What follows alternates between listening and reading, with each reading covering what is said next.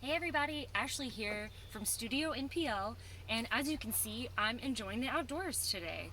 And I just want to take a break from talking about Leave No Trace to share a little bit about what's inside my first aid kit. So, regardless of whether you spend a lot of time outdoors doing sports or activities, or you even simply need a first aid kit for your home, I'm going to tell you a little bit about what's in mine, and that might help you be more prepared. So, first off, I keep mine in a Ziploc bag. It doesn't need to be fancy. So let's see what we have in here. First, these are my more essential items. And so if I were to make my first aid kit much smaller and much more minimalist, I would just take this bag with me.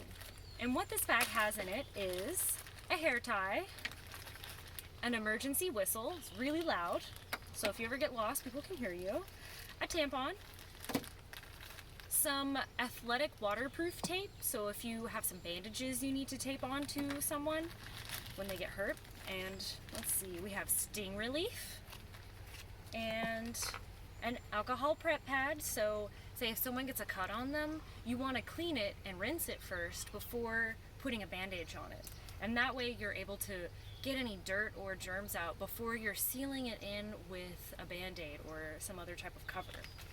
We have some Tylenol or Advil, and then just different size Band-Aids. Some of these are little blister pads too, as well.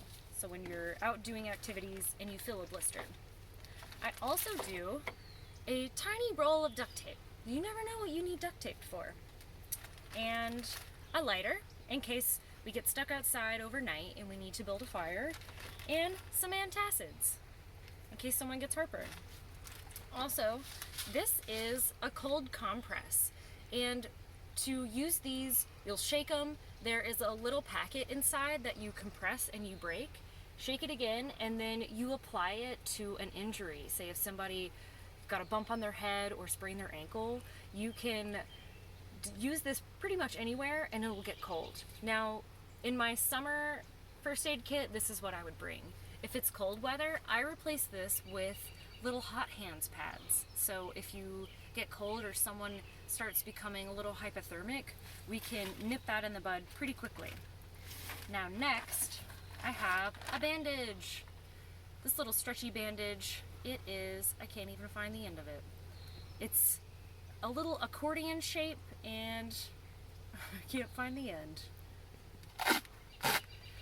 Accordion style bandages, these work really well and they're multi-purpose, so if you just need something to tie something up, you don't have to use this for first aid. It's really handy to keep around and they're pretty cheap as well. Also, I keep an emergency blanket in case you need to signal someone, say you get lost, you can use this to use it kind of like a parachute, and it's able to reflect light. Or say in cold weather, if you're becoming hypothermic, you can use this and it reflects your heat and keeps you warm. So you can have an emergency shelter if you need it.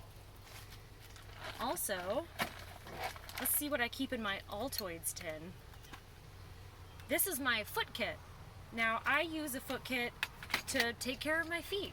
When you're hiking, you can use stuff called moleskin, and it's kind of like a fuzzy felt material, and I cut out little donut shapes, so I'll have these ready.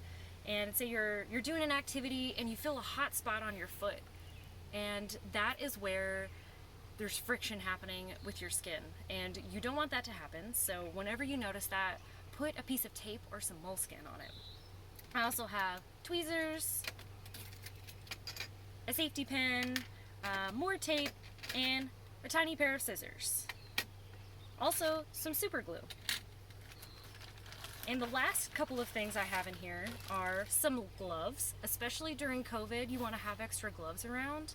And also this helps if someone gets cut and there's some blood or other bodily fluids around. This will help you protect yourself while you're helping someone else.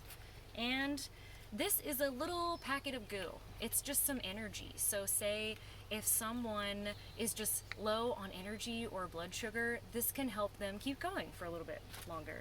And also, These are two different sizes of information about first aid. So this one's just a little bit bigger, yet they have a lot of info in them. So if something happens, you can stop what you're doing, take a deep breath, and reference what's happening inside this little book, and it'll help you figure out your situation. Also, I use Technu for poison ivy.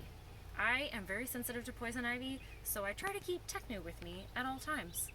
And that's pretty much it. This is my first aid kit.